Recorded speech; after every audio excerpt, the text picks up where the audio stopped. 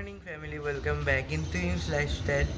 তো আজকে আমার মনটা একটু খুশি খুশি আছে, কারণ আমি আজ অনেক দিন পর আবার মাসি বাড়ি যাচ্ছি।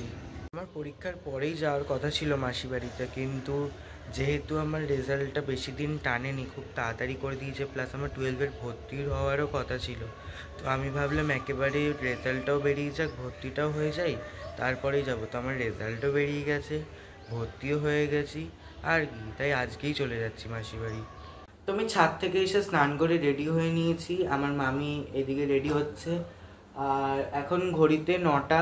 একটু সকাল সকালই বেরোচ্ছি, কারণ আমাদের এখান থেকে মাসি বাড়ি যেতে প্রায় অনেকটাই টাইম লাগে, প্রায় ওই 1 থেকে 1.5 ঘন্টা মতো লাগে, তাই একটু সকাল সকাল করেই বেরাচ্ছি।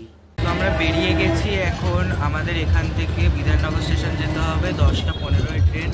তো ওই ট্রেনটাই ধরতে হবে, কারণ ওই ট্রেনটা যদি না ধরতে পারি তারপর আবার সেই 11:30টার ট্রেন, প্রায় 1 ঘন্টা পর। স্টেশনে সেরকম কেউই নেই, স্টেশন আজকে খুব ফাঁকা, বাট এত পরিমাণে রোদ কিছু বলার নেই। একেবারে প্রচুর পরিমাণে গরম, তার মধ্যে যে ট্রেনে এত পরিমাণে মাঝখান দিয়ে ভিড় হবে ভাবতেই পারিনি। রক্তদান করবার সময় প্রায় হয় না বললেই চলে, তাই নিশ্চিন্তে নির্ভাবনায় তো চলে এসছি।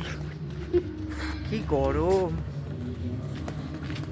আইয়া পড়ে যাচ্ছিলাম এক্ষুনি।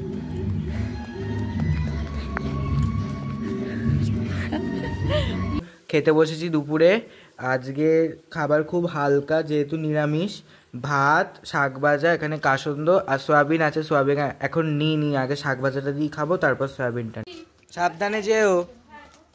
তো আমাকে মামি দিয়ে বাড়ি চলে গেল, মাসিও কিছু দরকারে গেল বাইরে, আর দিদি স্নানে গেছে এখন। তো দেখি এখন কি করা যায় কাজ, এখন তো কোনো কাজ নেই, আর মাসি বাড়িতে তো কোনো কাজ নেই বললেই চলে। তো এখন বাজে 4:30, আর আমি আর আমার দিদি মিলে যাচ্ছি ফুল তুলতে। আমি আবার পায়ে মচকা খেলাম। কোন দিকে যাচ্ছে ফুল তুলতে আমি চিনি না, দিদি নিয়ে যাচ্ছে, তো যাচ্ছি আমি দিদির সাথে। ওই ফুলটা পারবে নিতে?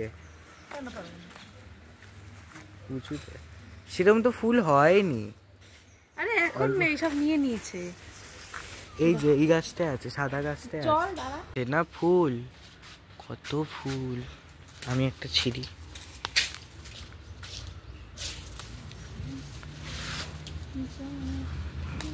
তো সারা বিকেল গল্প করার পর এখন আমি আর আমার দিদি যাচ্ছি একটা মন্দিরে। এখানে একটা এই বাসন্তী পুজোর টাইমে পুজো হয়, তো ওখানেই যাচ্ছি ভোগ আনতে।